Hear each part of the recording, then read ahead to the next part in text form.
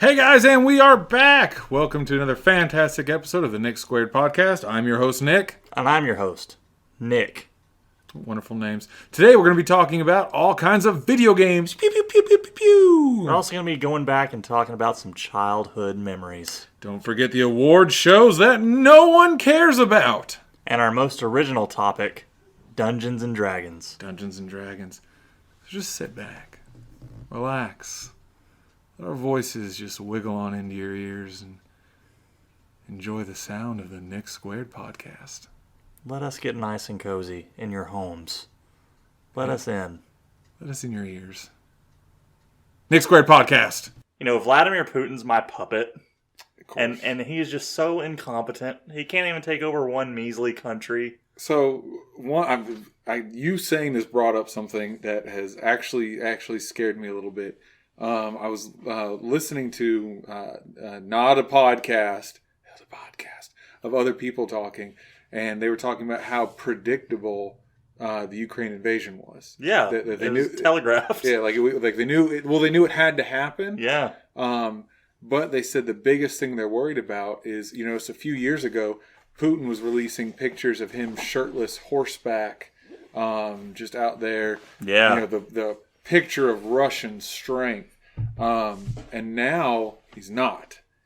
And they were looking at images of him where he's starting to swell up a little bit. He's fading. And they were they think it's steroids he's on, and they think either one, he's fighting some sort of cancer, he's fighting an illness, and they said terminally ill Putin is terrifying. Yeah. Because then what's stopping him from going, his button today? Shwoof! Yeah, it's odd. It's very odd. And Putin's been one of those things that's just been around. A lot of these political figureheads have just been around my entire life. I've just been used to hearing them. And the idea of, this could be bad and Russia could be bad for everybody. I'm like, meh. What else is new? Yeah, it's Tuesday. What else you got? Move on. Show me more Mario. We got any more pictures of the Mario movie? Yeah. So. But, new drinking game, by the way. Every time you hear Nick say phenomenal, take a drink. Phenomenal. Or absolutely. Those are my words. I enjoy those words. Please don't drink to my voice. That would hurt my heart. But, so this week, still working. So there's that. Back to I feel like I never left now. Yeah, it's back to the swing of things. It's back to the full swing of things. Consumerism, sell stuff dirt cheap. So it was back to that. Other than that, it was just really kind of a normal week. I know we wanted to talk about The Last of Us. I watched the first episode. Mm-hmm. Loved it. Didn't watch the second, huh? Haven't watched the second just because I've been at work. I certainly did. So I have no idea what's going on. Well, the second episode's definitely more exciting. So if you the first episode was good, but if you thought it was boring, which I didn't think it was boring, That was but great. I could see why you would think it was boring. After the initial apocalypse event, it kind of was a little slow, a little character stuff, but episode 2 had some pretty exciting moments. Okay. Well, no spoilers. No spoilers. I feel like with any post-apocalyptic type of movies, TV shows, but you kind of have to spend a little bit of time establishing, look, this is the new... Yeah. This is the new swing of things. Mm-hmm. And one of my favorite... Last of Us has been one of my favorite ones because it's very militarized. And I was like, that makes sense. It does, yeah. That checks out. I feel like that's realistic. That's... Military's running everything, and you don't question them. Yep. So I feel like that was good. Love the graphics. Love the intro. HBO makes the best intros. I've seen a few little images, and I've tried to stay away from it because I don't know anything about the story. I don't know what's going to happen at the end of the season. I don't know what's going to happen now. I don't know any of it. So yeah, the exciting part is when they look at each other's eyes and go, "We truly are The Last of Us." Dun dun dun. Dun. Yeah, that was the best part. It was the best part. I do need to get around to watching it. Maybe I might watch it tonight. No reason not to. There is a reason. What? I'm rewatching Chernobyl. Oh, I never finished that. What? I'm on the my same guy fifth time. made Last of Us. Really? Mm-hmm. Well, helped. He's on the team. But I watched the first episode of Chernobyl and it made me sick to my stomach. And I want to watch the rest. You've only watched one episode? Just one episode. Oh. Yeah, then I started it. Then my daughter went out on Christmas break. So, like, I can't watch it with her. So no. And so I never started it again. But now's a good time because they're back in school. Really enjoyed the show. Very, very hard to watch. Because like when you watch some fake stuff, you're like, oh, this is fake. But then when you watch stuff that's based on real events, yeah, and it's still horrifying. Yes, and people actually lived it, and it was scarier than any horror movie I've seen in the past year and a half. Yeah. Whenever I was watching it the other day, I started looking up. I don't know if you do this. Sometimes when I watch anything based on anything real, immediately I go, "Was that right?" And I'll start looking. Oh yeah, definitely. Like, I think everybody does that. I don't want to call it fact checking, but I want to know, like, is this like what's dramatized and what happened? Yeah. So I think Russia's official statement says like 35 people died. That's it. That's their statement on everything. And we lost a couple of people. Yeah, 3 buses exploded. We found dozens of body parts. I guess like 2 guys. Everyone else is fine. Everyone else is fine. And then I didn't know this, and I can't find it, which I need to look for a little bit more after I finish Chernobyl. But apparently, Russia released their own version of it. No way. And it's all America's fault.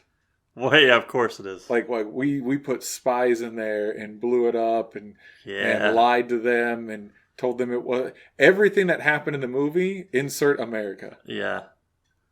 But also, it didn't happen according to Devil's advocate. Would you be surprised if you found out? No, and who would believe them? Yeah. Come to find out, and that's the thing with some of these conspiracy theories and some of these like random things, they're so far-fetched. It's like, yeah, it could happen. Yeah, I mean, but it's like they don't even try to hide it. Yeah, like, ooh, you think America could put spies in Russia? Come on. Yeah. You think we're messing with other people's power grids? Come on. We want Russia to be successful. I saw a meme that a guy he ran into the CIA with a gun out and said, "I'm looking to bring down America and democracy." And everyone just said, "All right, welcome to the club." That's terrible. Also true. Also true. But no, I want to find the Russian made one. I'm sure it's yeah, we can find it somewhere. Yeah, I'm sure it's 99% propaganda. I'm still my wife and I are still really, really struggling on she keeps putting The Hobbit and Lord of the Rings on at like 2 a.m. You gotta watch it. I gotta watch it. So I haven't slept in forever. It's like the baby wakes up and she gets up and then I get up and she gets the baby back to sleep and then she's like, "Well, if I'm up, buddy, so are you." Bah, bah, bah, bah, bah. And then I hear it and I have to watch it. One ring to that. Once that starts, it's over with. I'm glued. And for how soothing the music and the soundtrack is, gosh, doesn't put me to sleep. You'd think Shire music would just lull you, but it doesn't. It just makes me stare at the screen more. Yep. We were talking about when I went to work the other day. They were talking about like dream vacations, and one guy had looked up that you can go on like a 19-day tour of Europe. It's like $3,000 a person, but they'll pick you up at the airport, and it's through a travel agency. And one of them was like $2,000 or something like that for like a 9-day stay in Hobbiton. And I was like, why would you pick anything else? I could be a hobbit for 9 days. Yeah, I'm not wearing shoes. And I get to eat all day. This is all I've ever wanted. Yeah. A warm hearth and all the comforts of home. And furry feet. Furry feet. I just want furry feet. But no, so I've got to get around. I'm really falling behind on some of my TV watching, some of my movie watching. You got to get better. I do. Yeah. I blame part of it on my attention span. Yeah. Because I'll hit play and then I just... Okay. I forget. Do you watch anime? No. No? Oh, wow. You have a lot of TV to catch up on then. I watched back when... I consider it in the early stages of anime when like Saturday morning kids WB cartoons, like original series Yu-Gi-Oh, like Pokemon Indigo, or was it not Indigo Leagues? No, it might be. Let me Indigo Leagues. The first run back when Saturday morning cartoons were actually good and were starting to lean a little more towards anime. That got me into like Inuyasha, Dragon Ball Z, and then work happened, and I was working evenings when Adult Swim was on, right? So I couldn't watch any of it. I stumbled upon was it Attack on Titan? Good anime. I haven't watched it. You need to watch that. I started reading it. Hey, German people are good guys in that. Hey! Yes! Representation! Are they German? Is Germany a country in that? Their names are all German. Hey! we can be the good guys. Oh, man, I'll have to watch it. I heard it was good. I saw a couple of scenes from it, and honestly, I was a little meh about it because some of the dubs were real clunky.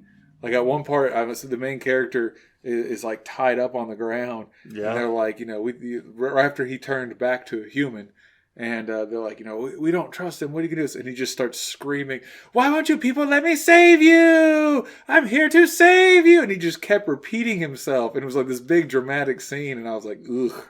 Sometimes voice actors just have to work with what they got. Like, yes. Have you ever seen the Dragon Ball movie Battle of Gods? I have not. Oh, there's a scene where Goku is like screaming his face off and his head is moving. Sean Schemmel had to do his best, and it turned out pretty rough. And that's a seasoned voice actor. Well, voice actors more so than I would say probably regular actors. They probably get zero wiggle room for like, here's a script, read the script. I think the character might say this. It's too bad we already drew him saying it this way. Yeah, like there's no ad lib here. There's no. Well, in American animation, they record the voice then animate. Okay. In dubbing, that's when you kind of match the voice flap and all that. And like someone like if I were to go to a studio, they'd be like, "Read this. Don't make it good. Read it." But like if Matt Mercer walks in, he's gonna be able to. I think the character would do this and this and this, and they're gonna go, "Yes, Matt." But 9 times out of 10, he already knows the voice director anyway. Yes. But, Speaking of that, have you watched, what is it, Vox Machina? I watched the first episode. Season 1 or Season 2? Season 1, because I start with Season 1. Okay, well, Season 2 just came out. So okay, I didn't know if you meant like... Oh, no, I just started it. Once again, I didn't know it was so crass. Not for families. Not for families, so I had to cut it off immediately, because they literally showed the silhouette of Scanlan's testicles. Yeah. And I was like, oh, okay. This looks fun. We're going to cut it off right now.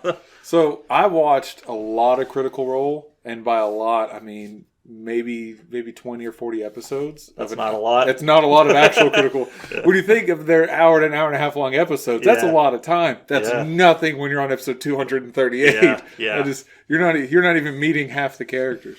I watched them through the time frame where they were higher levels, but before they started bringing in like a lot of like random famous people. Mm-hmm. Because once they started bringing in random one-off characters just to help the story along, I didn't care nearly as much. But I mean, you got a bunch of voice actors, voice acting whatever they want, and it's great. Going into watching Vox Machina, I expected not what I got, but I was like, this fits the bill. This fits them. So the opening of it seemed like very much their feel. Yep. I'm excited to see all of it because I love Critical Role. It's been a good and it's had ups and downs in the D&D community because I play D&D occasionally. I haven't in a while, but when I did, I like role playing and acting it out and being my character. Some people don't. Some people like to play the game, and that's perfectly valid. How do you play the game without playing the character? You don't, instead of doing a voice, you just... Oh, you literally... my character says this, and then... I move 4 spaces. You're playing chess. Yeah, basically. So I'm going over here, I roll my attack. No one-liners, no snappy stuff, no deep moment, which is fine because a lot of people play the game like that. They see it in their head, which is fine. But I know people like that have met DMs that want to do the whole Matt Mercer thing, and you'll walk into a tavern instead of the guy describing the tavern to you. He describes what you smell, what you hear, what every patron of that tavern's voice is. It's like, okay. How big is the room? Yeah. But where do I need to go to sit down? But it's pretty funny because they're all trained actors on Critical Role. They've been doing this a long time, and you don't know how much of it is improv or how much of it they've talked about before. And you can't trust actors. Yeah. They make it look like, oh, this is improv. No, this got written in 3 months ago. It's like when you go see a show, like a comedian or they'll make it seem like natural, charismatic. They'll break character. Go see them the next night. You'll see the illusion break. Yep. But that's the way you got to do it. We recorded this podcast 5 or 6 times before we posted it. What does this part of the script say? Dungeons and Dragons.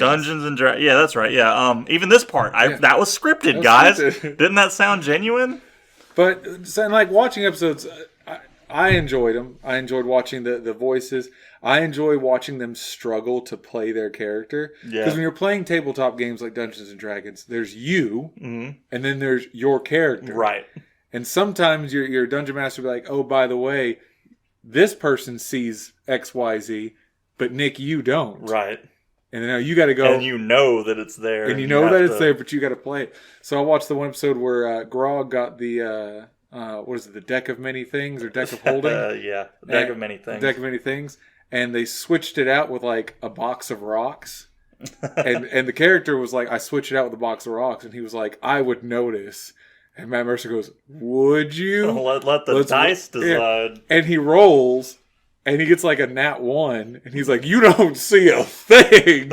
And so they hand him a box of rocks, and he has to play it off, and you see he's angry. His friends just stole something from him, and he knows it, but Grog doesn't, so Grog's like, thank you, as he just deals with it. So Dungeons and Dragons, is making huge waves in the nerd community, the people who play tabletops, and I didn't realize how big of a deal this was until I brought it up at work. Talk about OGL? Yeah, that's a big deal. Luckily I was educated on it, because I didn't realize just how far, not just that, but how far it rolls back. Where I guess they brought in CEOs, a lot of the new drivers and operators for Dungeons and Dragons.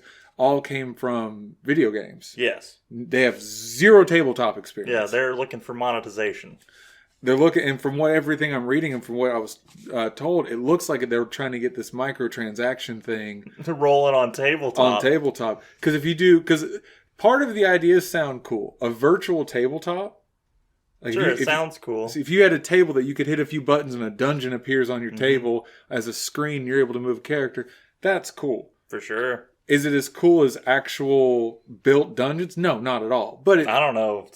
I'd say it's on par. Really? Yeah. Well, for a regular everyday dungeon, yes. But some of the things I've seen, 80-year-old... 2-story stuff. Yeah, part of the building comes apart. Yeah, it's pretty cool. They put dry ice and smoke's going across the table.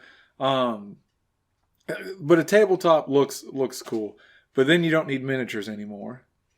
And then from what they're talking about, they're they'll have miniatures and they'll be able to potentially buy animations. Yeah. And buy skins. And buy certain, and now ding ding ding ding ding ding ding. Right. But the big thing, the big attack, which all of that is okay for me, because in my one, you don't have to buy it. Right.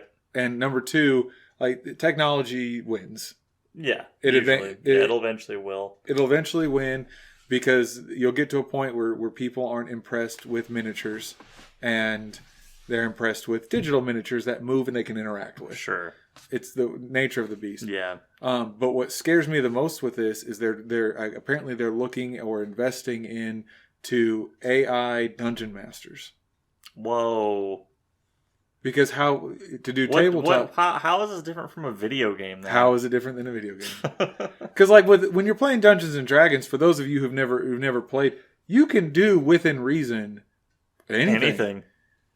There's tons of stories. There's tons of people that have wanted to direct their group to the left, and then some random bard says, "I want to go to this town instead that you mentioned 3 sessions ago," and the dungeon master never wrote anything for that town and has to. Make the story happen. How do you do that with an AI?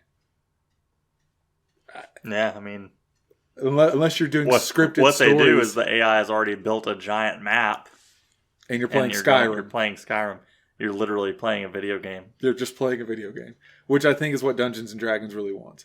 I think that's what Mattel wants. Yes. They want... But, I mean, when you think about it, like you said, you've played, I've played. We don't play nearly as much anymore. No. And that's the sad reality. But once you buy the books, what's stopping you from playing 5 nights a week? You have the books. Yeah. It's a once and done. The main thing is that OGL, the one they came out with, was aimed at people like Critical Role and like the big money making streams. Mm-hmm. They want their cut. Apparently, which is crazy because, they already have content that Matt Mercer created available for purchase. Yeah. But they want more. They want more. Imagine us playing Monopoly on stream and Monopoly contacting us saying, hey, that money might have been fake, but our cut's not. Yeah, that's something. You better hand over some money. And where does it stop? What about the streamers that play Call of Duty? Yeah. Do they have to pay Call of Duty? I mean, it's weird. It's really, really weird. And the thing is, I get that they're laying the foundation for the game, but you're creating it. Yeah. You're making the story. You're telling the story to it. But you're using their module, which is just a rule set. I mean, it's a setting as well. Well, I mean... In Matt Mercer's case, he created the setting, too. He created all of it. Yeah. He created some of the classes. He created a ton of it.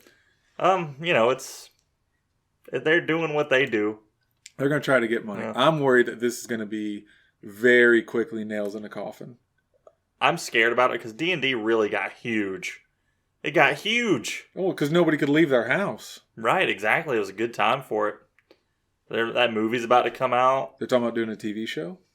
That makes more sense to me. A TV show makes way more sense to me. I think that they need to... Dungeons and Dragons, if you're listening. Or is it Wizards of the Coast? Is that who? That's the flag company? Wizards of the Coast, listen to us. Hire us. No, not that. But I would do a TV series, 10 episodes, hour long each, one-offs. Yeah, just different parties. One season follows a party. Loners. Yeah. Next season, whole new party. Whole new cast, whole new story. Kind of like American Horror Story. If a character dies, his twin brother comes out of the bushes with the exact same skill set and armor. It's not Dungeons and Dragons without it. Yeah. But, no, I feel bad for the smaller companies, the smaller groups that this is affecting. But yeah. I understand. I mean... Well, hopefully we'll still have D&D. There's other companies. I'm going to shout out Paizo that does Pathfinder. Mm-hmm. You can do that. There's other modules. There's even stuff outside of fantasy that's pretty fun to tabletop roleplay. Let's say worst comes to worst. Dungeons and Dragons, Wizards of the Coast announces tomorrow. That's it. Dungeons and Dragons is gone. What does that have to do with our Tuesday session? Exactly. I've got the books. I've got the miniatures. If you really want to, you can just make it up as you go. Yeah. That's what we did way back in the day as 8-year-olds. We had our DM memorize some of the stuff from the books and just kind of, put some stuff together. We even did stuff where we did modern. I'm doing air quotes, modern D&D, where it takes place. Our characters are in this world and would go through a portal and boom, you're in this dungeon, and there's no limit to your imagination. Yeah. So if they came out and said, guys, we're done. We're not selling another miniature. There's enough 3D printers out there. Still playing tabletop fantasy game. Yeah, still playing. They might not call it D&D anymore, but we're playing a tabletop fantasy game. Oh no, all my books downstairs that say Dungeons and Dragons are going to still exist. Now, if you bought all your virtual books, which I know a lot of people that bought the entire library and are worried about that. One, that's why I don't buy virtual things. Yeah. You don't have anything physical or tangible to barter in. But if your phone barter man, just in case. Well, I just imagine Joel from Last of Us finding you and you're going, "Hey, I got a first edition signed copy of The Stand. Yeah, you want it? You got a piece of corn." That's what it's going for these days. Yeah. But like, I think this is a good example of it. So I go to the store and I have two options to buy the new, whatever the video game is, the new, Bips and Bobs, Call of Duty. It's $60 for the digital download, and I get a case, a plastic case with a code in it, or a little card. Or I spend the exact same amount of money and I get a disc. Now that disc only holds like 15 megabytes. Yep. I still got to download the 500 gigs just like everybody else who did virtually. Right. But the difference is, if I want to, I can take that game and sell it. Yep. Sell the game, let someone borrow it. You have options. If you got the digital version, that's it. You are restricted. You can't do much with it. And according to Amazon, they can just take that license from you. What? Yeah, I think people that have purchased movies on Amazon have been like, I can't watch my movies. It's like, you purchased the ability to watch that movie. Oh. And now that license doesn't exist. Or something like that. I'm butchering the specifics on it, but... So it sounds like Amazon had a limited contract. You bought a movie that for this time that they were able to stream. The rights went back. They didn't renegotiate, so Amazon doesn't have the rights to show that movie anymore. Maybe, yeah, it could be something like that. But you bought the movie. And if you didn't download it... Yeah, you own the license. Yeah, I buy physical. If I like a movie enough to pay money outside of streaming for it, I'm buying that thing on Blu-ray. Now, I know we complain a lot about a lot of things. Us? Yes, us. Oh. This is something that really ticks me off, is you go to you find a movie you want to watch. It really grinds my gears. Sorry. It took every bit for me not to say that. But no, so so you're at work, you're out and about, whatever, and somebody tells you about a movie. And you're like, man, that movie sounds fantastic. So you Google search real fast and it says available for stream, Amazon Prime, available for stream, Paramount Plus, whatever. Yeah. And you're already paying for like 2 or 3 subscriptions. So you go home, you log into Amazon, and you go and they go, oh yeah, we got that movie. But you have to buy it from not Paramount Plus, but Stars, who's streaming through Paramount Plus. Right. And you got to pay them now too. Yeah. And that's how Amazon gets you, man. Because they show you this vast library. Because technically, you could watch any movie you want on Amazon's Prime streaming service. Yes. You just might have to pay for somebody else's streaming service. I think that's sneaky. It's sneaky. And I think that this might be a generational thing, because when I talk to them young whippersnappers, them young kiddos out there, they don't have a problem with it. They're like, dude, just rent it for $1.99 and go on with your life. Ugh. But then I talk to some people and I'm like, they'll want to see something and I'll pull something up on YouTube. I'm like, oh yeah, I saw this earlier. Hold on, we got to wait for the ad. And they're like, why don't you pay for the YouTube Plus? They're like, it's just like a couple bucks. You don't have to watch ads anymore. It's not a couple bucks. I pay for it because I watch YouTube on my TV more than I watch anything else. Okay. But if I actually watch streaming, probably wouldn't pay for that. I refuse to pay for the YouTube premium, whatever it is, solely on principle. Right. It used to be free. Well, one, it used to be free, and then they came out and they said, "Hey guys, we'll you can remove ads, pay for the premium." And I was like, "Oh, that's cool if that matters." Mm-hmm. Then they rolled around and said, "Well, we're also going to change how people get paid from ads. YouTubers aren't going to get paid that much anymore." And I was like, "Well, that's kind of shady." And then all of a sudden, videos that are 5 minutes long have 2 ads in the beginning, an ad and a half in the middle, and then a 2-minute ad 30 seconds before it ends that you can't skip. That's a bit much. You don't get single ads anymore. It's like they always come in pairs, and almost all of them are at least 30 seconds minimum. And so I feel like they created a solution and then created the problem for that solution. Yeah.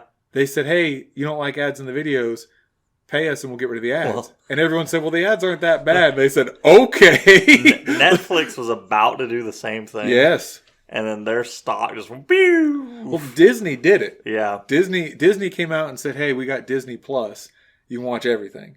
And then they said, we'll even let you watch movies that are in the theater and like brand new movies. You pay a little extra. Oh, yeah. Black Widow fiasco. Yes. And then that went away. That changed things. That changed things. And rightfully so. Yeah. And then all of a sudden, I got a notification that Disney wouldn't work on one of my TVs. I was like, well, why not? And it was some contract. They said, well, you don't have Disney Plus Plus. What? I was like, what the heck is this? And apparently there's now 3 tiers of you have to have like the highest tier. I have the poor man basic tier that gets ads and doesn't stream on all devices and limiting to how many devices and all kinds of restrictions. Because Netflix has been threatening to, 2 or 3 devices for years. Yeah. I think... Which if that happens, a lot of my friends and family are going to be very upset. I think I'm just going to live in a hole. So, there's people that don't have to complain about this. Don't have to worry about that. It is. There are. And I mean, it's weird that we're so privileged and blessed to where we get to complain about things of such a minuscule effect on our lives. And it's stuff that irritates me, like stubbing your toe. Like it's like, ow, that hurt. All right, moving on with your day. They're about to start mining titanium out of the Okefenokee swamp. What? Yeah, that's bad, right? That's not a good thing, right? That's something real, like the. Well, here's something we can actually be angry about. Well, hold on. Why are we angry?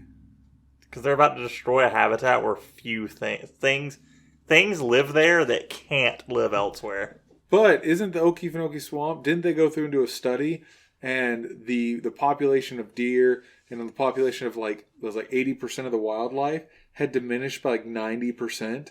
Due to the increase of Burmese pythons that had been like pets that were now like 20 foot long and were eating everything. I think that was in the Florida side of it. Okay.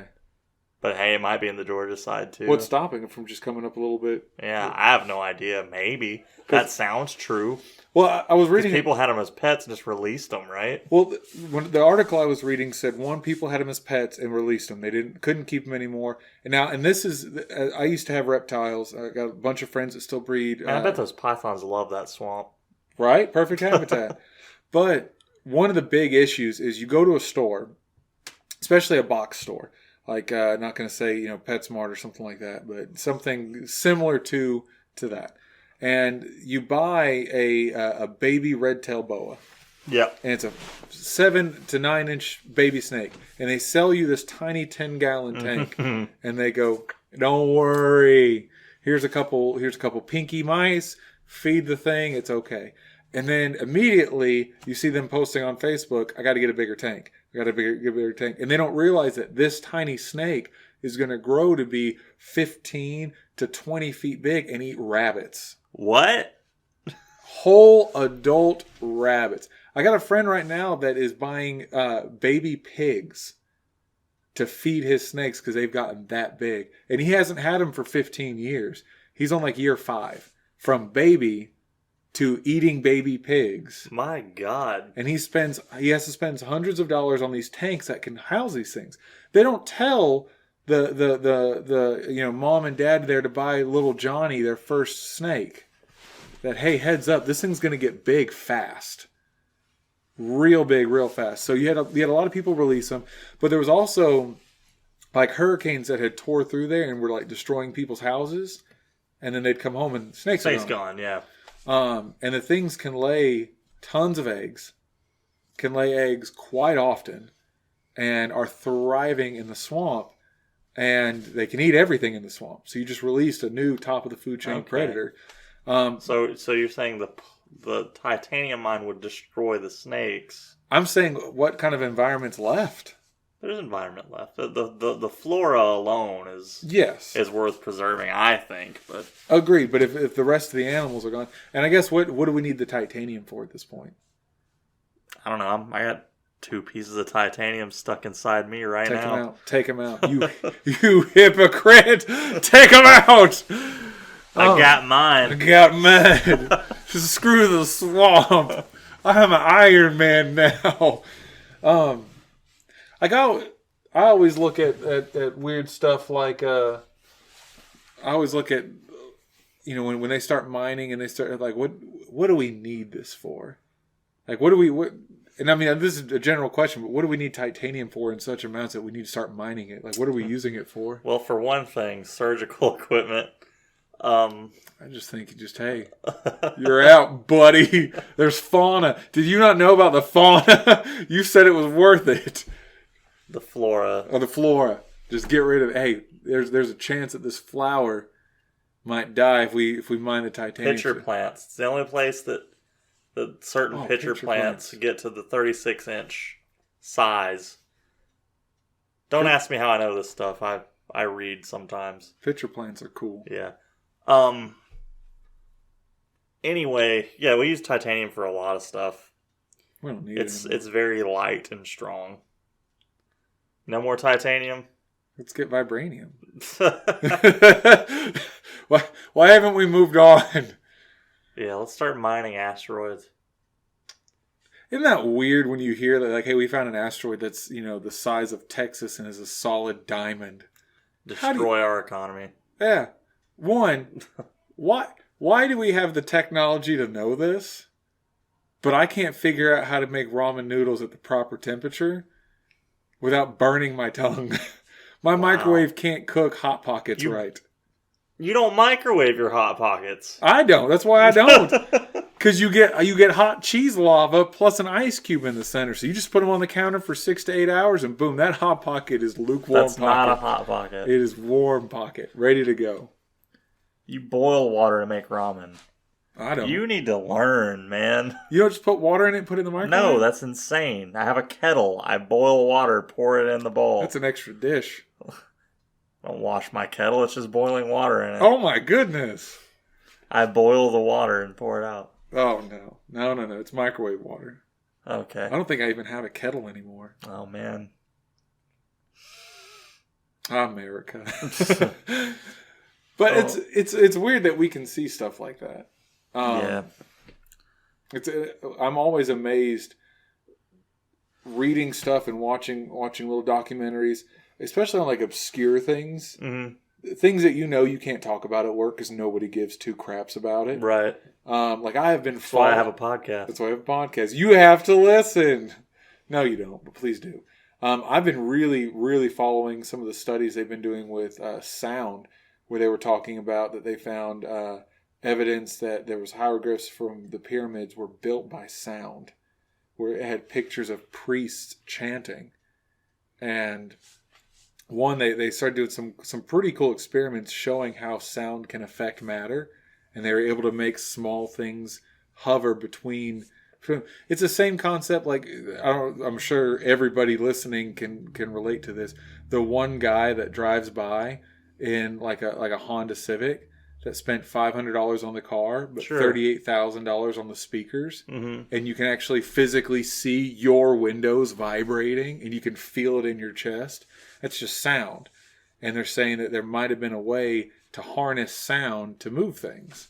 Because I'm a firm believer that we don't know. We have no idea how they made the pyramids. The tools required to cut the stone alone have never been found. We found tools not capable of cutting those blocks of granite, not capable of putting perfect circles in there. And luckily they've been honest enough to say we have no idea. So why not have technology that we don't understand? Right. Who's they? What do you mean who's they? Who's the they that say they were honest enough to say we don't know? Oh, just them? No, obviously not them. Them would never admit to it. Usually it's independent archaeologists that are like that are working for one college. Yeah. Because the scientific community never agrees on anything. That would make the scientific community useless and bureaucratic. Yes. So you'll have somebody go out and study it, and they'll say, well, I believe that they brought these blocks of granite from 30 miles away using the Nile, and they rolled them on logs and rolled them up a hill. And somebody else comes in and says, yeah, but then the hill's at like a 45-degree angle, doesn't matter how many people you have, you're not pulling 1,000-ton, blocks of granite with any kind of log. And so it's kind of the regular scientific debacle of let's just make our best educated guess. Right. And somebody said, hey, these things look like they're talking about sound. And I said, well, that's interesting. That is cool, I suppose. I mean, it beat the Hulk. Beat the Hulk. I forgot about that movie. Right? They use sound. Everybody forgot about that movie. Yeah. Everyone just going, oh, yeah. I did watch that. That was when the Hulk actually looked cool. He looked pretty scary. He did. That was a cool looking Hulk. Yeah. Not friendly. No. That's how I like my Hulk, though. A rage monster. When you see Rage Monster, that Hulk looked like he just wanted to smash everything. I was always partial to the Hulk that was just kind of like, a crude a-hole. Back when he was like Mr. Fix-It. Anyway. Oh my goodness. I'm very partial to the Lou Ferrigno. That's a good TV show. It is, and that guy's just big enough. It's weird how good that TV show is. Lou Ferrigno saved the MCU, yeah. Not Blade. Lou Ferrigno. Yeah, if you go back and watch that show, it is really crazy how good that show is, considering how cheesy it is. They did a special with Thor. No, I didn't. You never saw that? Yeah, it's a TV movie. Thor's there, and he's pretty good rendition of Thor, I think. There's a Daredevil crossover. Oh wow! Yeah, the trial of the Incredible Hulk. Matt Murdock's his lawyer, and So the MCU was a whole thing based around Lou Ferrigno. Dude, it was kind of like a mini MCU back then. Wow. There was a rumor. There was a X-Men script going around in the 80s. I think the first choice for Wolverine was Clint Eastwood. Whoa. That would have been cool, huh? That would have been wild. Yeah. I don't know if any of you guys ever listened to the Misfits or Danzig. I think Glenn Danzig should play Wolverine. Because, he's short and has chops and he's kind of an ugly guy. I'm glad you said. I'm sick and tired of Hugh Jackman's ridiculously good-looking self. When you read the comics, and you'll see in like whole panel comics, you see all the heroes from the waist up, but Wolverine you see from the chin up. Yeah, little guy. Little guy, but he's always hunched over. Obscenely long arms. Bad posture. Kind of ugly. Hard-looking man. Yeah. And meanwhile, you got the guy from Oklahoma. Yeah, we got Hugh Jackman, who's just not Oklahoma the state, Oklahoma the musical. He's from Australia. Yeah. Oh, but no, I'm excited for him for the new. Look, I love the character he plays. I love it. I think it's good, but when it comes to comic to screen adaptation, I wouldn't say it's a 1-to-1 at all. No, but I think it would be cool to see that. But also, some of the comic book heroes that we read about were more normal people. They were trying to relate to awkward, goofy, especially Marvel comics. Especially Marvel. They took the unsuspecting person and made him a hero. Marvel movies and TV show take the beautiful people. Yeah. And that's the nature of the business. And make them as ridiculously muscular as possible. Yeah. And sadly, the God of Thunder looks suspiciously like Hollywood Hulk Hogan in the last movie. He's burnt out. Oh yeah. Well, I think with a lot of people, it's become, and I know we've talked about the death of Hollywood movie stars, the title, but also one of the things is we can talk to the movie stars now. Pretty much. It used to be, you would see them, they had security around them. You couldn't get their phone number. There was no way for you to contact and get a hold of or get your point to these people. Now I can just tag you. Yeah, it's pretty weird. And if it goes viral, you'll see it. Yeah. And eventually your people will see it.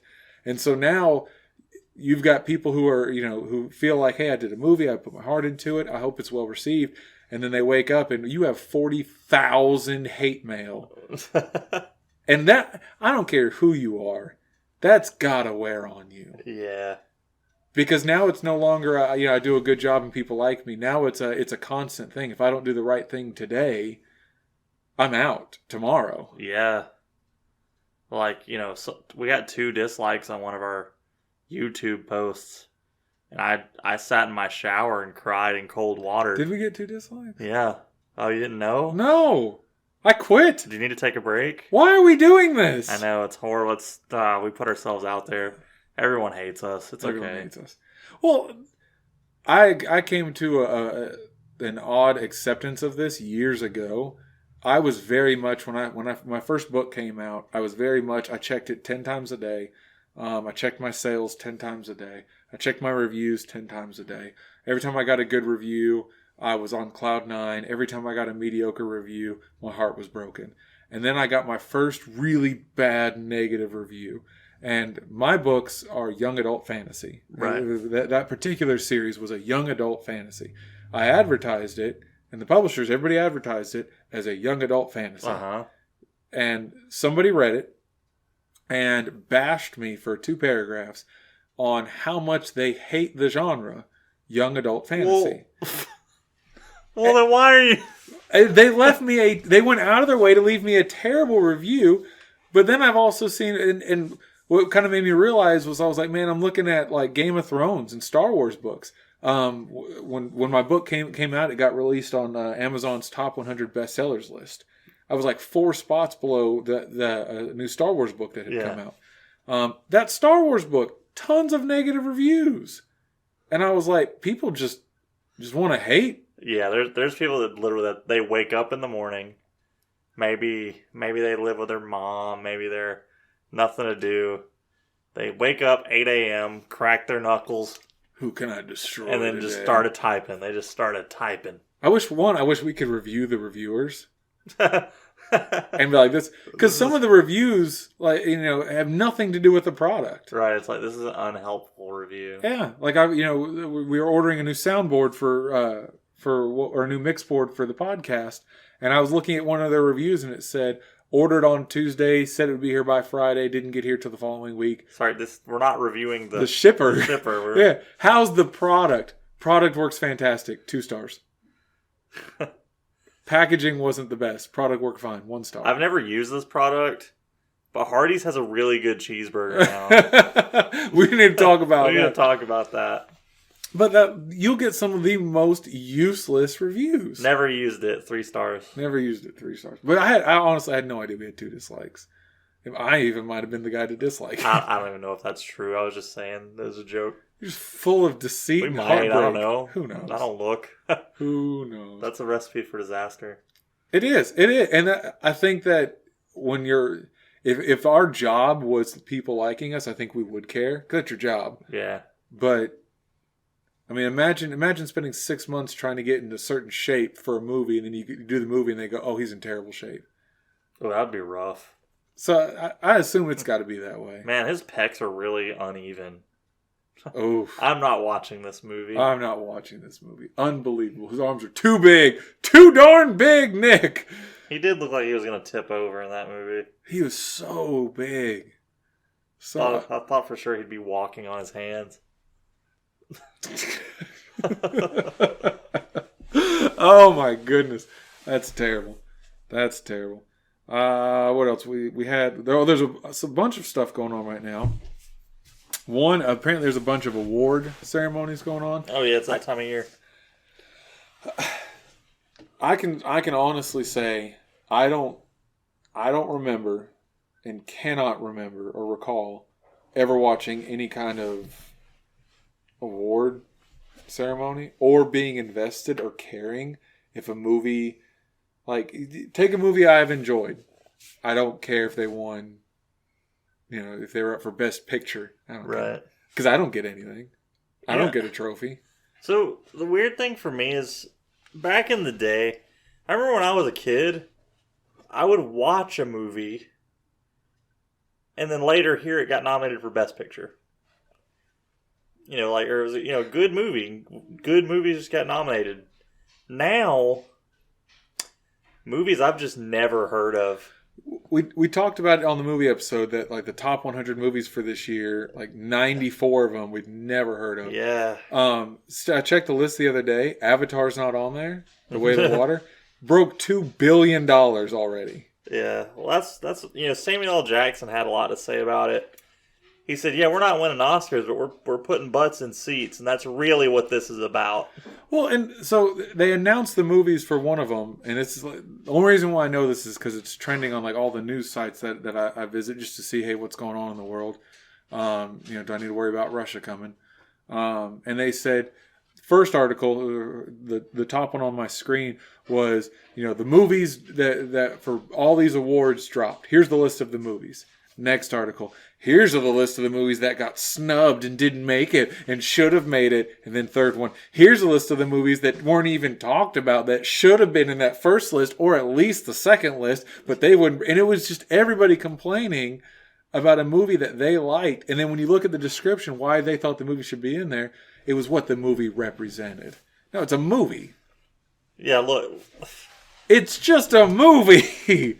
Yeah, look, it's nice when movies have a deeper thing, and allegory is nice, and metaphor is nice, and homage is nice. But, it really comes down to, do you sit down, point your face at the screen, and have a good time? Yep. That's what it comes down to. And Tucker and Dale versus Evil is a straightforward movie. Good movie. That is a good movie. Yep. You can just sit down and enjoy it. Forget about your woes for a little bit and worry about the darn suicide kids dying on their lawn. But watching people argue about this, and then you get like the Critics' Choice Awards, and then where the awards where the movie actors get to nominate each other and vote for each other. And I'm just like, what? Who cares? Yeah, that's all for them. You guys are all voting on who of your friends is the best. Yeah, that's all for them. That's for them. That's all it is. Look, I would, if I ever got nominated for an Oscar, I'd be over the moon. Are you going? To the Oscars? Yeah. No. If you get nominated, would you go? Yeah. Really? I would. If I was not, yeah, you don't understand. That's been a dream of mine. I don't give it. You could put me in any award for a book. You put me on any. Yeah. No. If the award ceremony's not best in my dad living ever, room, you going? No. No.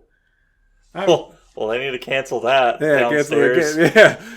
Now, if you hold the award ceremony in my living room, I might show up. Okay, yeah. But no, if you called me and said, "Hey, we're going to Switzerland. You just won a Nobel Peace Prize. Hey, can we zoom this sucker in?" No, I'd go. I'm so vain. I'm such a narcissist. I'd like everyone just look at me and say, "Look what I did," which is why they do it too. So, Look, I'm not saying I'm better than them. I mean, I'm better than everyone. Which is why I deserve an Oscar. Let's say you win an Oscar or you win an award. Are you putting that sucker on display? No, I will go to the ceremony and let everyone look at me and applaud. I'll probably throw the trophy away. I don't care about trophies. I want the recognition. Yeah. I want the applause. And I hear, as the Grinch said, I hear there's a check. Everyone look at me. Look at me. Gaze upon my glory. Yeah. I think they give TVs away too. What? Yeah, like they give out gift bags. You know what's weird about when you're rich and famous? Yeah. You get a bunch of free stuff. Give that to me. Rich people don't need it. We talked about this for just a second, but trending right now, Brendan Urie has announced that Panic at the Disco is finito. Which is weird because he's the only one in the band right now, has been for 10 years? Yeah. I thought for a minute they changed the name, and I guess I was wrong. I thought it was Brandon Urie and Panic at the Disco. No, it's just Panic at the Disco. I think it's just him. Yeah, I think. And he has a touring band. He has a touring band, and he's interchanged people out a ton. Yeah. Hey, you I can't. think the other guy, Spencer or whatever, I can't remember his last name, was the only real other member, and he hadn't been in the band in 10 years, as far as I know. And so the reason why Panic is over, and Panic is over because Brandon Urie's over. Right. He's done. Which is proof that it's not Panic at the Disco. Right, it's Brandon Urie. But it's a very honorable reason, and also just infuriated me. So his wife is pregnant. They're having a child, first child, I think. And he said that he wants to close the chapter, doesn't want to do music, doesn't want to tour. He wants to focus his life, raising his child, taking care of his wife, being a dad, watching her become a mom. Honorable. Must be nice. Must be.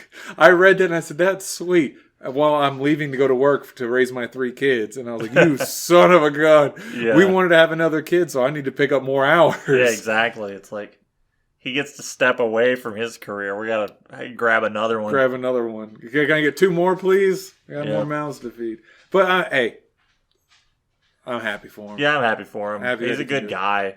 Seems like a good guy. And the fact that he said I'm stepping away before the child's even here. It's not I'm trying to reattach to my 17-year-old that I ignored for 17 years. He wants to be a part of the kid's life, which, you know, in the music industry apparently was a rare thing for a while there. I feel like in most famous stuff. Yeah. But imagine... Well, that comes with narcissism and wanting to be validated. You don't really care about the kid. You don't. But, you know, us being huge Lord of the Rings fan, we get a phone call that, hey, we're doing another season of Rings of Power. Everybody come to New Zealand, and they want us to come for 6 months and get to help. I'd go. Right? Yeah, I'd go. I won't go to a awards ceremony, but I'd go to Hobbiton, go to New Zealand. Yeah. See where Gandalf had trod upon. Yeah, I want to go. And for them, when you're working on, hey, we're here for 3 months, we're here for 4 months. I haven't seen my family in a year and a half. I get it, and it's very self-aware of him to go, you know what? Maybe I need to step back. It's a good thing. Good thing. Very happy for him. Another thing, talking about change, I saw that in Disney World, Splash Mountain, it's out. Nah, I've never been. I have no attachment to Disney rides, but that's a big one, so I assume. Well, I'm very attached to the wonder of Disney World. Mm-hmm. And I know we've talked about, I think I'm pretty good at disassociating myself from like the politics of certain companies, and I can enjoy your product without enjoying your beliefs, and right. And I'm okay with that, and I think that's the way it should be. If you want to boycott whatever, do whatever you want to do. But I'm boycotting Disney right now because I can't afford to go because they doubled their prices. So now I'm boycotting them until I can afford to go. But no, we've gone a couple of times. I went forever ago when I was a little kid. I went when Amber and I first got married, and I've gone with my children. And Splash Mountain was one of those rides that was, it's like I said, it's one of the big ones. It's Splash Mountain, Thunder Mountain, Space Mountain. One of the big ones. Yeah. One of the big staples in Disney. When I heard that Splash Mountain was going away, I was sad. I was very sad.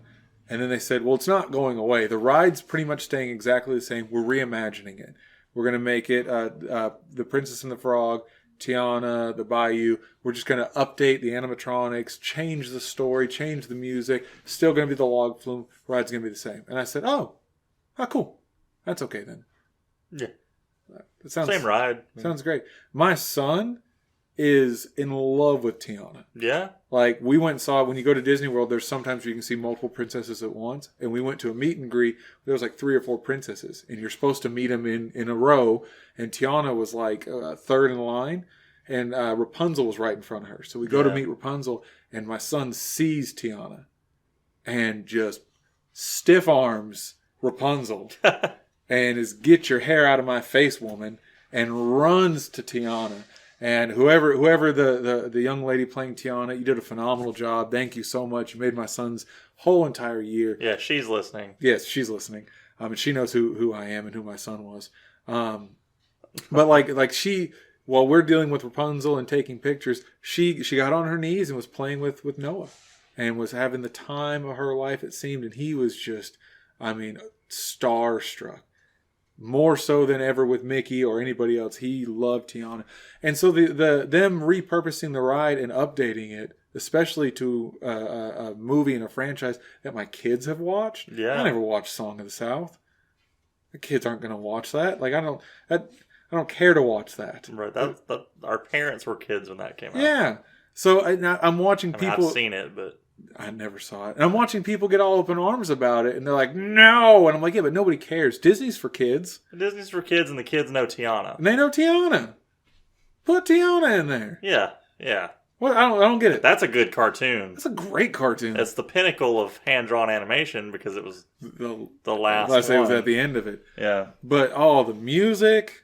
Oh, the music was great. That's she won't say it, but actions speak louder than words. That's my daughter's favorite Disney movie. We've seen it more than the other ones. Yes. Because the music's good and the voice acting's very good. The voice acting's very good. And listening to the soundtrack driving down the road, you can't help just bebop your head. I mean, it's fun. So the idea of that being the ride, thumbs up. Yeah, great. It's going to be great. It's going to be great. And I didn't realize how many people, apparently fights broke out on the closing day. Adults were fist fighting. I mean, full fisticuffs. Wow. Yeah. Over a children's Because ride. they want to hear Skippity Doodah. Don't you talk about my Brer Rabbit! They want to hear Skippity Doodah instead of going down the bayou. Yeah, I want to hear Skippity Doodah. Come on, it's the same spirit. I mean, come on. I want to hear it now. But I was shocked. I'm shocked that people get. Yeah, and it's funny we complain about certain things, but I'm shocked that people get so mad to get to violence. Yeah. Over stuff like that. I don't care. Look, I'm gonna teach you guys a lesson here. My best friend. I would say my smartest and funniest friend. Buddy, not you. My friend. Wow. I'm not gonna name him. Nick. He knows who he is. No. Doesn't like Star Wars. Like, not even like, like I love Star Wars, but I complain about it all the time. Yeah. He doesn't like Star Wars. Has he tried it? Yeah. No, he grew up in it. We grew up together. He's seen Star Wars. I gave him my unopened Boba Fett action figure for his birthday one year. And he got older and he was like, you know what? It's not my thing. And he was like, I like the aesthetic, but I don't like the story. I don't like the movies. I think they're boring and I don't like it. We're still friends. Still best buddies. Family even. That guy's dead to me. I don't even know him, but he's out of my book. But I would hate to surround myself with identically minded people that never brought anything new to the table. Yeah. Like that'd be boring, right? That's going to hanging out with a mirror. Yes. That's going to an all-you-can-eat buffet and just eating croutons. Yeah. And hey, I don't want to try that. I like my croutons. Why hang out with other people if you're going to agree on everything? Yeah, just get a mirror. Yeah, like, I don't think the pyramids were built with sound, but And that's why you're fired. I don't think they were built with sound. I know, I'm just kidding. I just think that it's interesting. Like, it'd be interesting. It's an interesting thought. Yep. Especially with those hieroglyphs you found.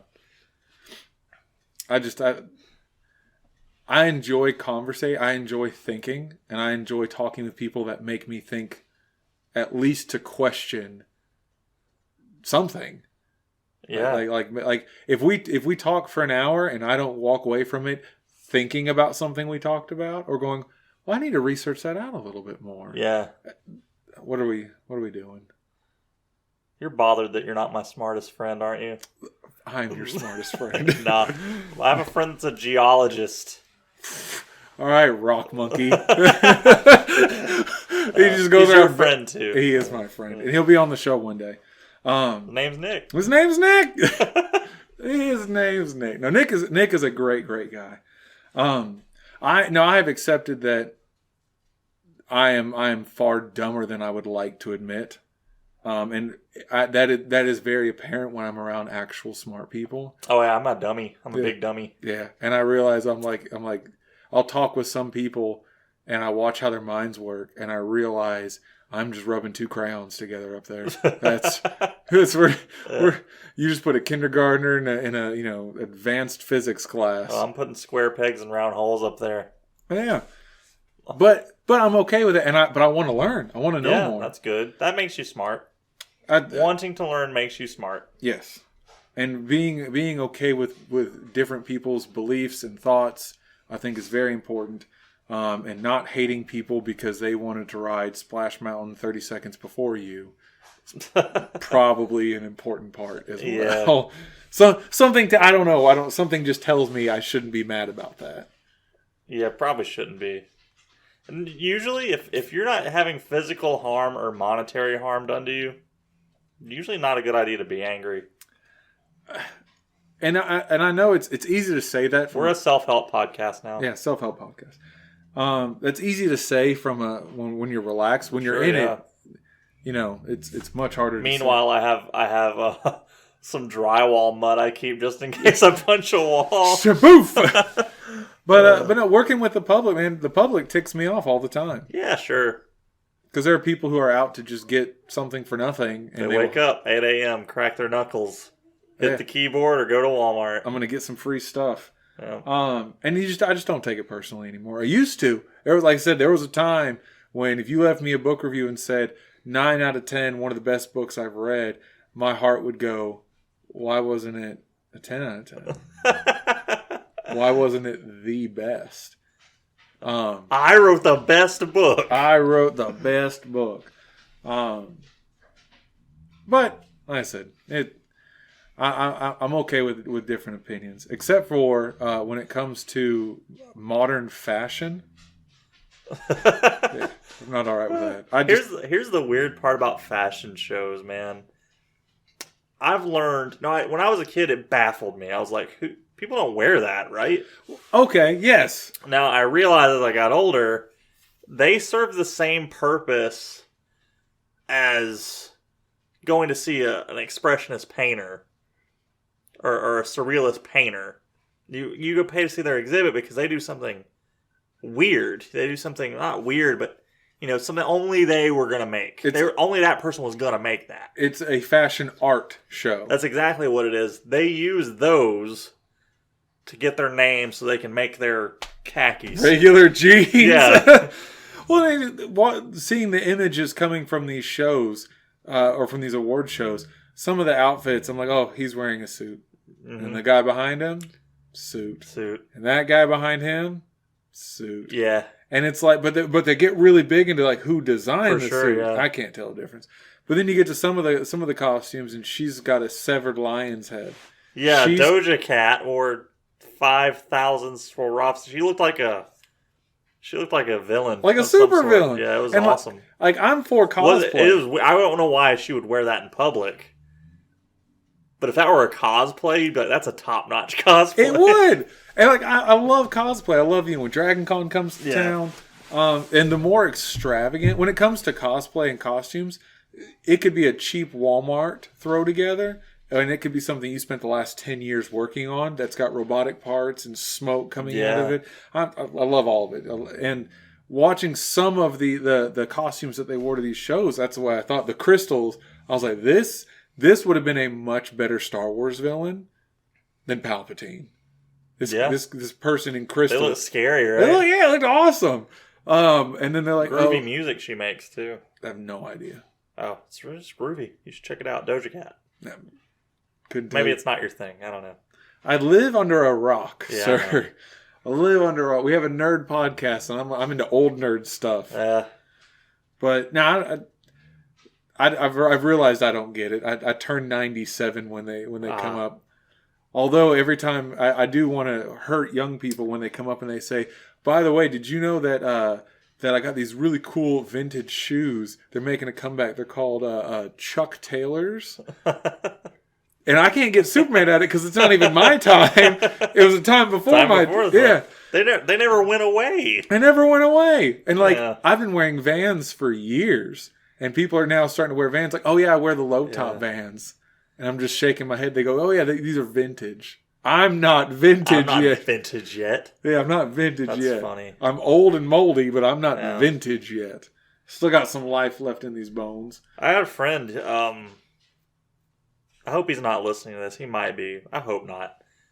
He's going to know who I'm. What a weird podcast. I hope people don't listen to this. No, I had a friend that has an Etnies tattoo on his forearm. Do you know what Etnies are? No. Exactly. They were a skate shoe. Back when DC and Vans were really big. Yeah. Etnies came out, and they were very comfortable shoes, but had a very unique shape to them. But he got the logo tattooed on him because corporate is life. You know? Hail corporate, Etnies.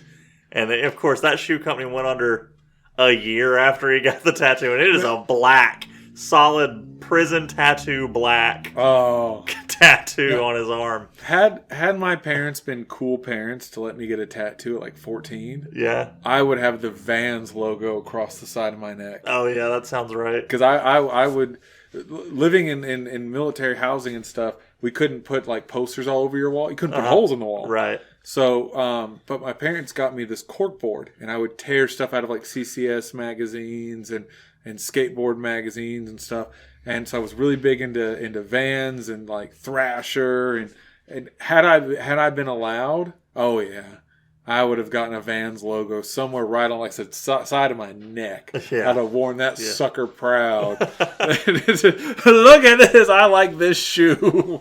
This shoe is great. Oh, that's terrible. One thing that's been circulating around, we got a new video game, Hogwarts Legacy. Hogwarts Legacy. Open world Harry Potter game. Open world Harry Potter game. Without Harry Potter. Without Harry Potter. Yep. Which is fine, but... You gonna play it?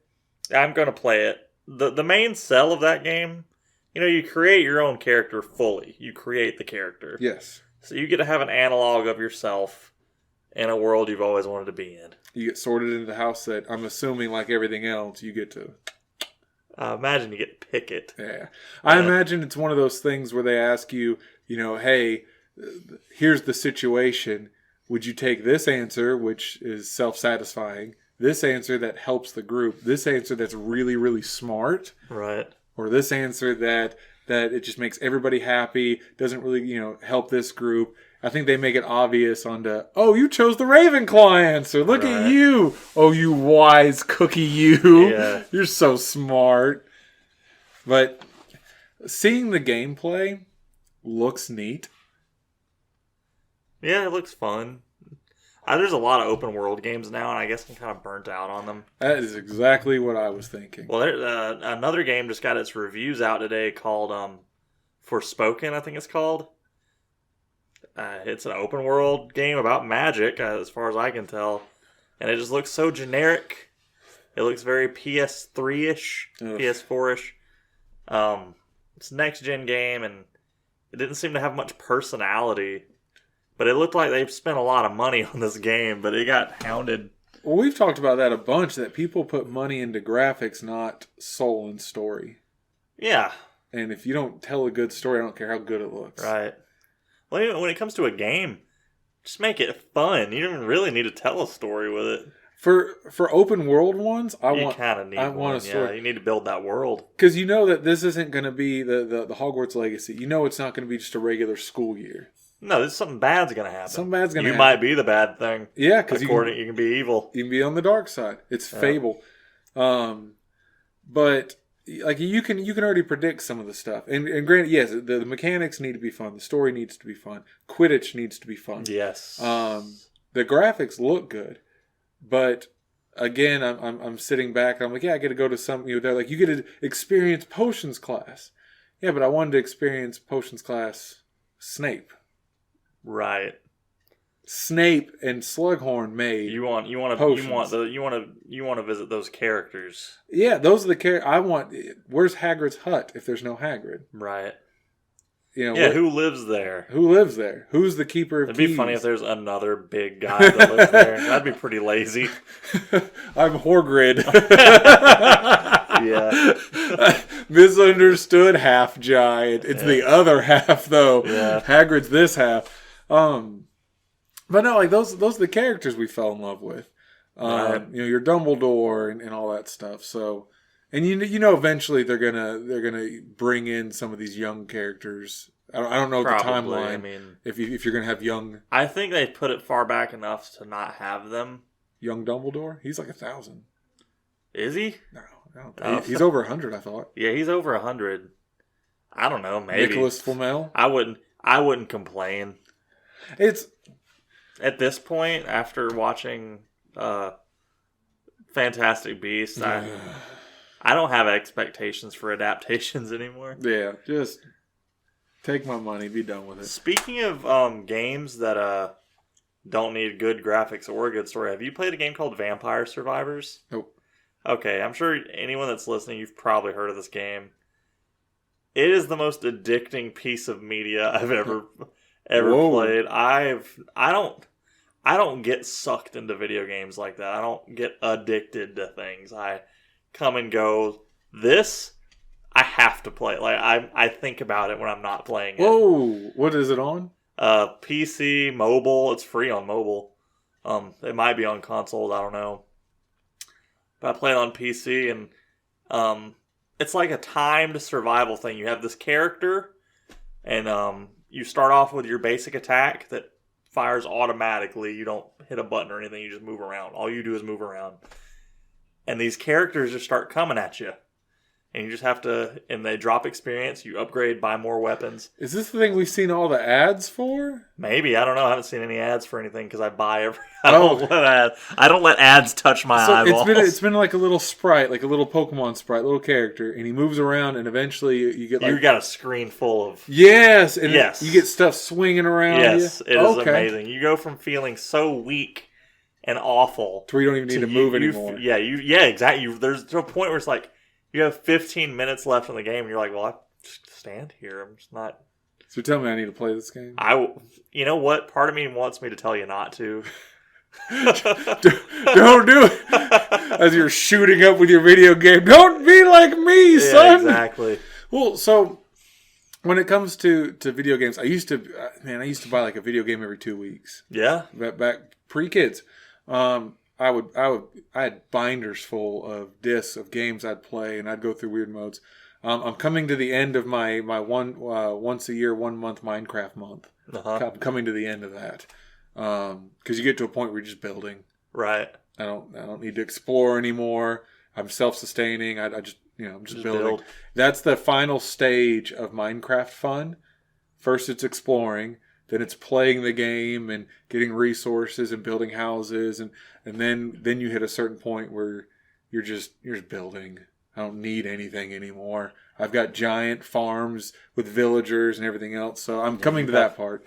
You've built towers to farm things? Yes. Yeah.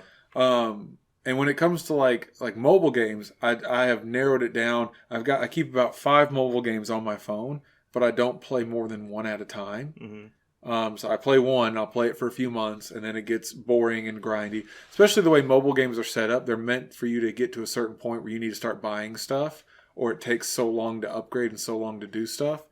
And once that hits, I'll take a break and I'll go to one of the other games, and I pretty much stay on those games.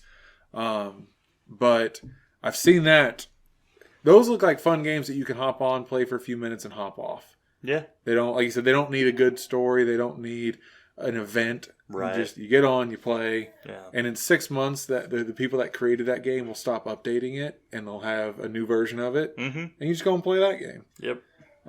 I've gotten burned too many times on mobile games. Yeah. This game looks amazing. No, it doesn't. That's all a lie. How do they get away with that? It's not even the same game they're advertising. I've lamented how these phones can play any game. Really. 4K graphics. Yeah, they could make some good games. And instead... there could be AAA mobile titles, but they went the other direction. They went monetization over quality. And how quickly can we get it out? Exactly. How quickly can we get it out, and then you need to buy stuff? Because, like, if you'd have showed, 8-year-old Nick, not you, me, or you too, I guess. Not you nerd. This, iPhone 11. I'd have been like, what is that? That's crazy. That was Game Boy Color time. Yeah, I was holding a Game Boy Color. If you just showed me this, I was like, man, I bet the games on this are awesome. And then I would chuckle at him and then kick dirt in his face and say, toughen up. Yeah. And then go back in time to the future. Get ready. Back to the future, if you will. Get ready. This is what life's going to do to you. Because you're right. When you used to play games on the Game Boy Color, you could sink hundreds of hours into finishing the game. Yeah. Now there's not even that much depth in mobile games. Most of them. I feel like if Pokemon were invented today, it would be a mobile game. And the Pokemon would be completely random. You would find a Pokeball. Yep. Have to pay a resource to open the Pokeball. Yep. And then you would get 500 Caterpie every day to get one Metapod later, or maybe one Squirtle for the year.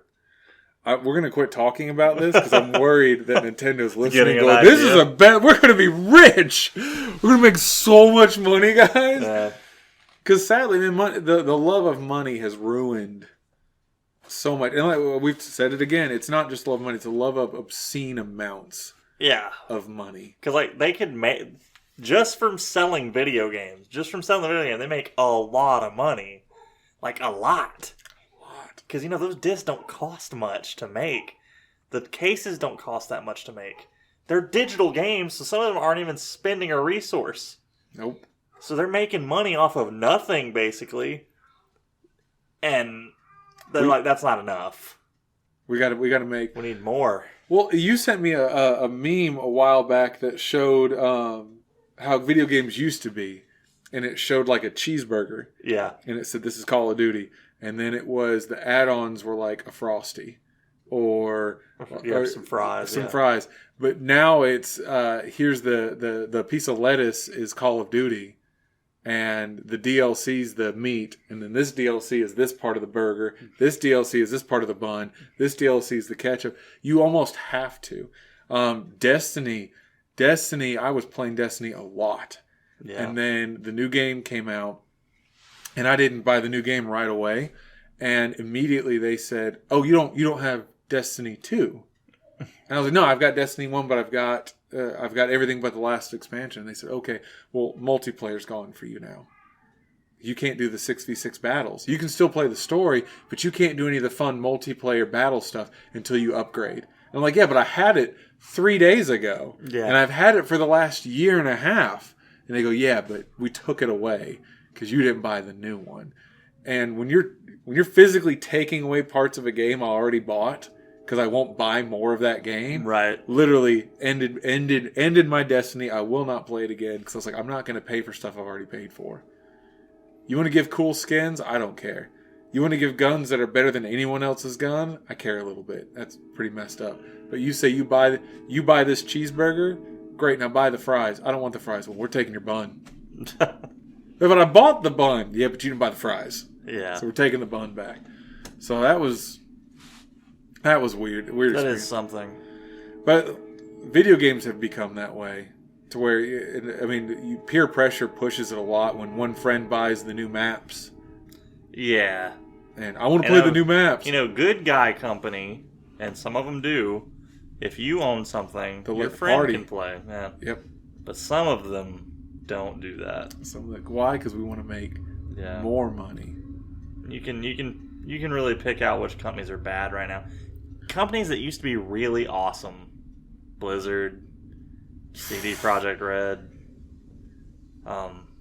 Ubisoft back in the day. I remember when Blizzard they would have to remove Blizzard from some of the of their award stuff, like what games made the most money. Because World of Warcraft was just winning every year. Just winning. They can't count that. But no, that company's doomed. Yeah. Well, a lot of them are really struggling. And I think one of the telltale signs of this is they release a $60 game with all these microtransactions and all this extra stuff you got to buy. And they make the game almost impossible to play without paying more. Yeah. And then 6 months later, it's free if you have a PlayStation membership. Yeah, that's where patient gamers like me come in. Yeah. Ha-ha! Yeah. Well, so what was it? Battlefront 2, Star Wars Battlefront 2? Uh-huh. Really enjoy the game. Like my kids like it. It's a fun game. It's a fun game. You can't play serious without spending money. Nope.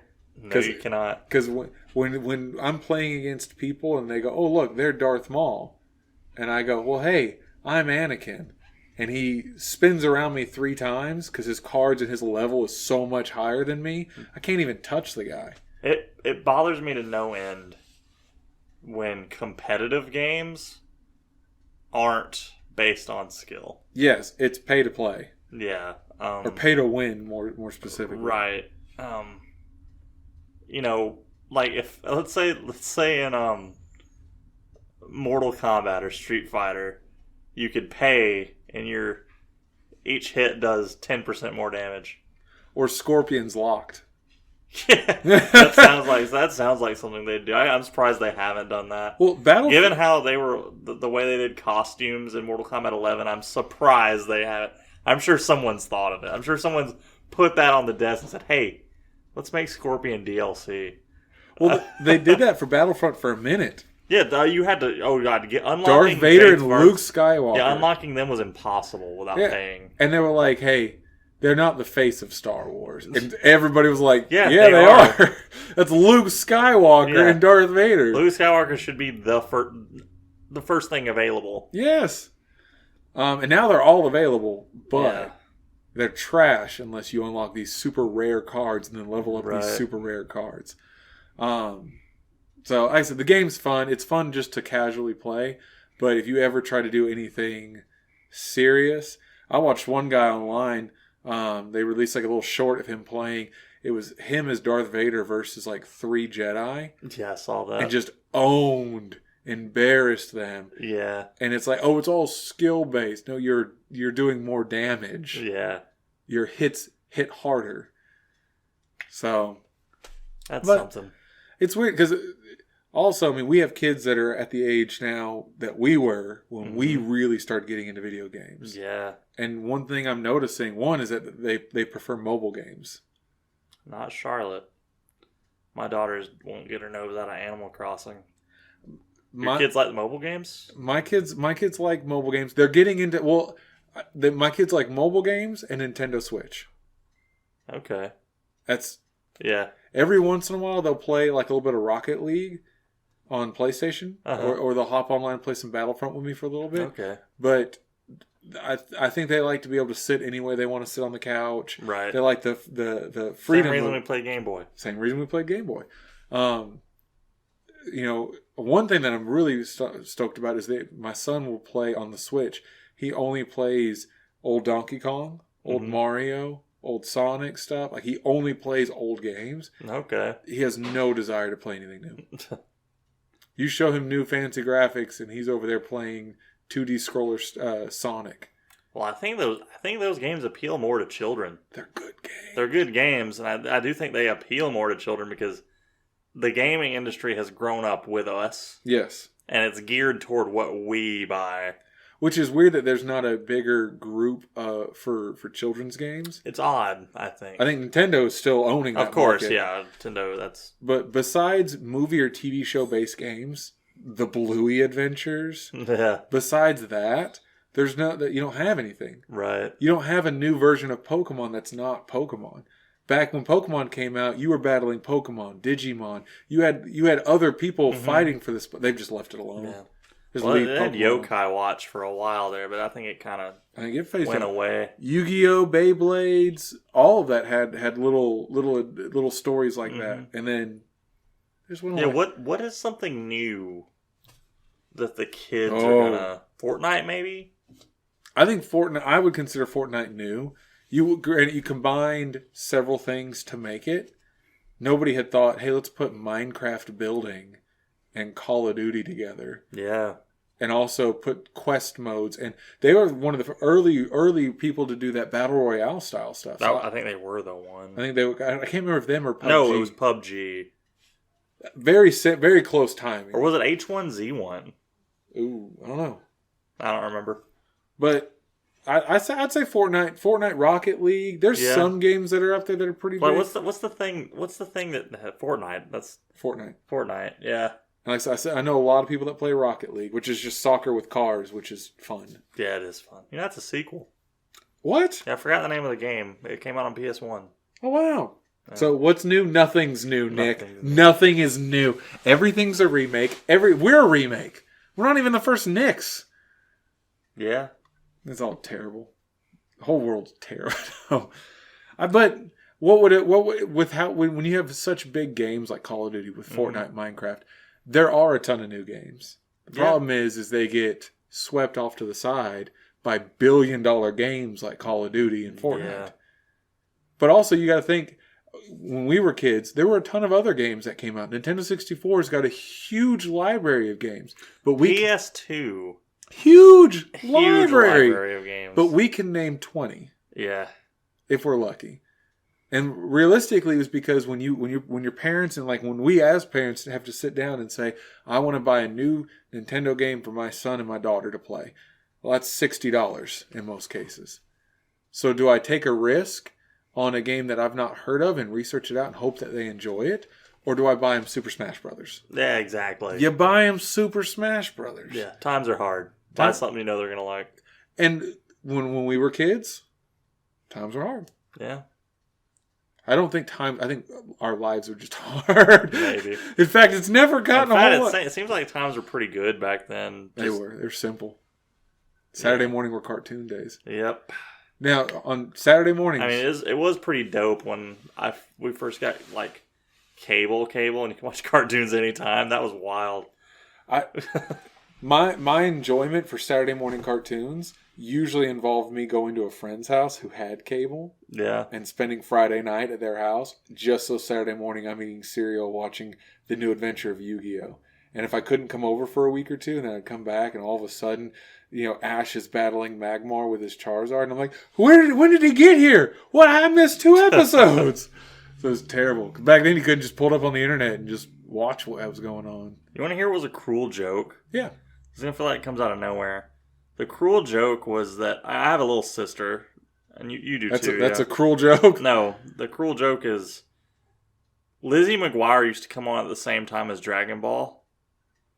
That was the cruel joke. Oh, we never watched Lizzie McGuire. Oh, my God. It was fist fights. Yeah. It was either Dragon Ball or Lizzie McGuire. We only had the one TV. It was like, look. Oh, man. They're going to rerun Lizzie McGuire 20 times. They showed Dragon Ball once a day.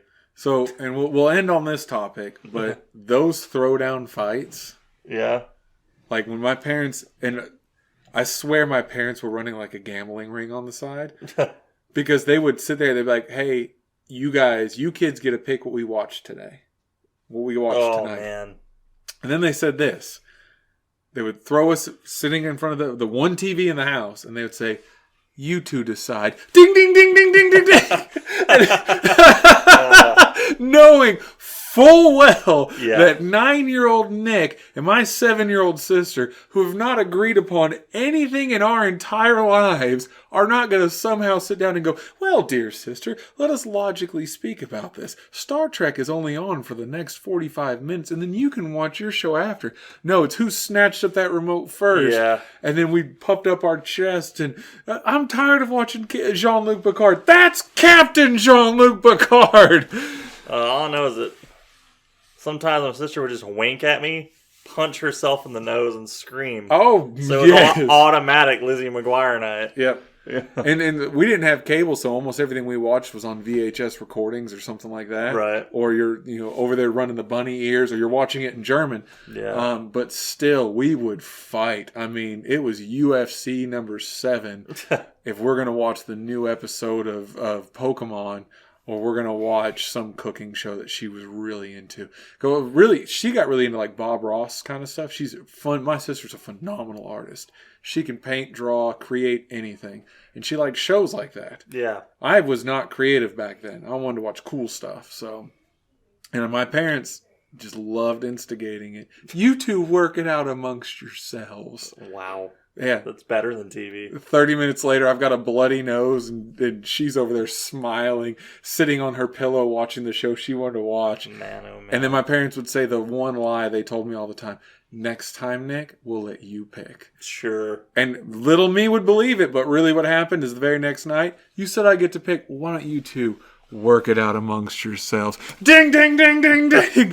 Right. My sister looks at me, round 2, mother bleeper. Yeah. Oh, that's a good one. What a fun time. So we've talked about a bunch of stuff, and like always, I'm Nick. Oh, I swear, we're gonna get this. You're welcome. Oh my goodness.